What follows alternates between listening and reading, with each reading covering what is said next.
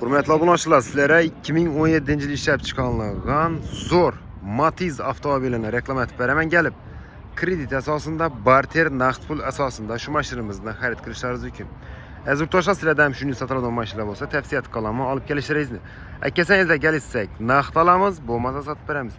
Hurmatli obunachilar, mashallah deb kelsangizlar, mashina ko'p. Har xil turdagi avtomobillar mavjud. Barter naqd pul asosida kelib xarid qila olasizlar. 2017-yil ishlab chiqarilgan Matizimiz 43 million so'm. 137 ming yurgan, kraskasi meda shuda zanjir ishlangan. Mashinamiz holati zo'r, ko'rishlaringiz mumkin.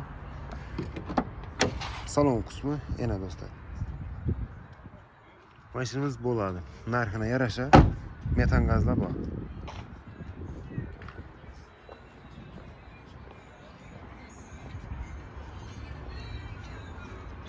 Kredit ham chiqadi. Hurmatli obunachilar, pulsiz to'lab beramiz. Oylik to'lovi 2 million 600 ming so'mdan 3 yilga chiqadi.